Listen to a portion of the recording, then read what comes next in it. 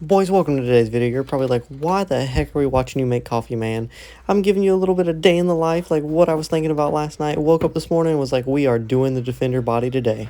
So let's dive straight into it, get this thing on the office bench, and start taking some measurements and show you what it's all about. Boys, let's jump into taking some measurements here. I want this body to fit very level. I want it to fit flush, wheel wells line up, just the normal things you think a body should do on an RC truck. So we're going to go and take measurements here. I might utilize these rock sliders. It looks like they line up pretty well with the bottom of the body. There's a few little circles in the inside there that looks like they've used to squeeze the other body together. So I'm probably going to utilize those to our advantage here.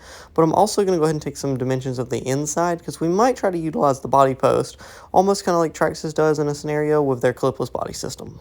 Alright, so we have our dimensions here. It's just a rough draft. You can judge my writing, I don't care, but this is how I do it. This is what works for me, and it's pretty efficient for me. I put all of my dimensions in blue, and then I put my sketches in a black pen. I usually use an erasable pen, but I could not find it this morning. I think it's in the RC room.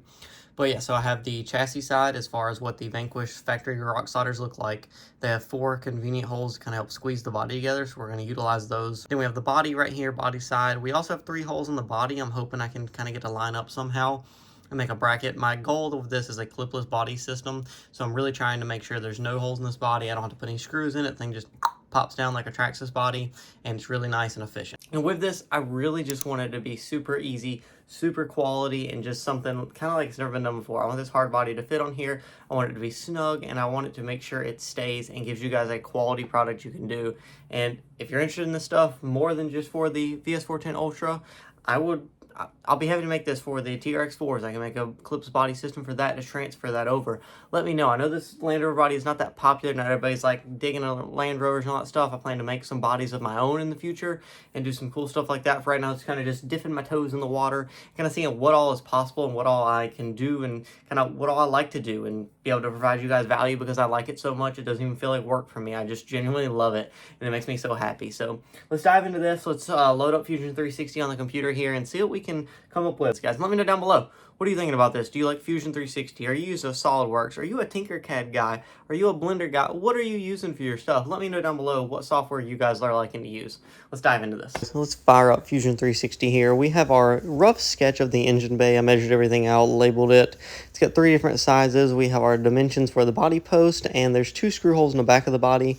We're going to go ahead and utilize this to make our thing. I'm going to make a first copy of this so that way I have an extra one in case for some reason I mess something up. It's just simple copy paste over here to the side. Get that guy, drag him over to this corner. Now this is where the fun begins. We're going to go ahead and draw the lines for our body mount. We're going to go ahead and do this so we can extrude this into a 3D image. Right now we're just using this as a sketch plane. I'm going to go ahead and make the square right here, making 2 lines on the other side of the body post at our center point where it's going to be mounting. Then I'm going to go ahead and draw a center line right here, top and bottom. Get that guy rolling. Once we have those 2, I'm going to go ahead and make our side cuts. I'm going to do this at a little bit of an angle here. I feel like, one, it'll fit the body better with it being an angle, and it'll just also give us a little bit more material for strength. So I'm going to go ahead and do that, knock that out of the way, draw a straight line here at the bottom side, get that guy done. Then we're going to the other side, duplicating exactly what we just did again over here.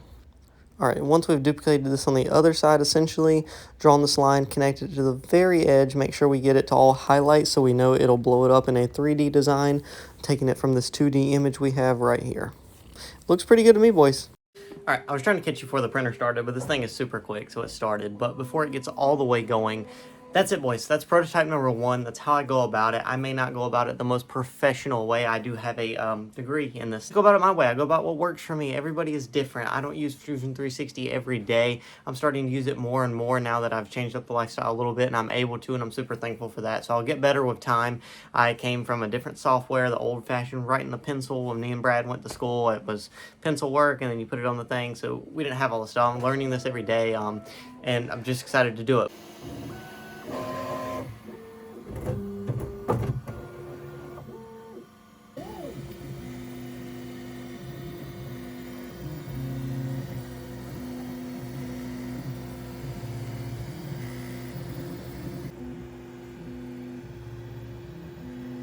Alright, boys, our first print looks like it is done.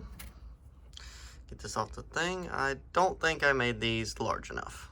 Upon further inspection, it seems I definitely did not make the sides big enough. It really goes to show, though, how big or small it looks on the design software, and then when you're holding the thing in real life, how it's actually not exactly what it looks like. So something to note there, I should have taken account on that was being 1.2 millimeters. I should have known better and done that about probably 5 millimeters on the back.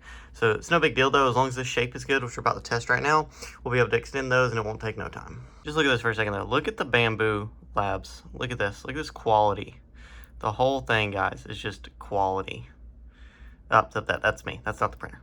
Whoops. All right, now, boys, don't be judging my hood prop till you try it. All right, we're going to go and put this guy in here. Let's go ahead. Oh, hood prop fell. Oh, wow, look at that. Look at that. Perfectly lines up there. Perfectly lines up here. We'll have to lower those body posts a little bit, but that will be awesome. I'm really happy with that. And then that should just allow the body to pop over top of this and click in and then be able to hold it on the top. I'll take and squeeze this and the body pops right up.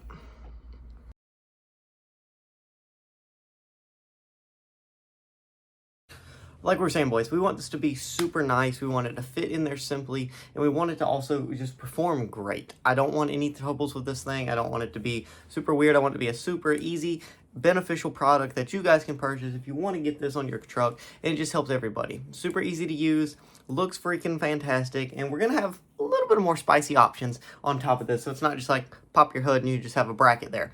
We're going to do a little more than that, boys. You know better. You know better, boys. You know better. And we're going to repeat the same process on the back. I think for the back, I'm definitely going to utilize these body posts. I'm trying to figure out how far away they are from the wheel wells, from this drop bed on the body, and know kind of, well, what am I actually going to mount these to be able to use on this body? Bit of a trial and error here, getting all these dimensions and putting them in the computer. So this is not our absolute final draft, but this is pretty close to what we're going to get. I have it sitting very nicely over top of the body. I do have clips in it to hold it right now until I put some screws here, but it does hold the whole body down to the chassis. I can pick the whole chassis up. I have no slop, no movement in it, and I'm really pretty happy with that. Then I'm going to go ahead and start redesigning this in a sense. I just wanted to get my dimensions right and understand how I was going to hold this before I dive in and start making the engine. Getting you guys a first-hand look that I really can't get, shoving the camera here inside of the body itself. We took the interior out, and I'm able to show you guys kind of the center mount that I made. The body post right here in front of this pencil I utilized on both sides. Put a screw hole in here, and we used a body clip to clip this to it. And then this post is screwed to the actual body itself. So I got to figure out how to make this work with the interior. And again, it's going to be clipless eventually, but I needed to get all of my dimensions right before I started customizing this thing, because it's not just going to be stock. Boys, that's a wrap. We have our first prototypes done for the front body mounts and the rear body mounts. I think they were going to work pretty great once I get them to be clipless actually and be able to design them around the motor. Now the reason I didn't go ahead and dive into making them 100% clipless right now is because I don't know how I'm doing the engine bay.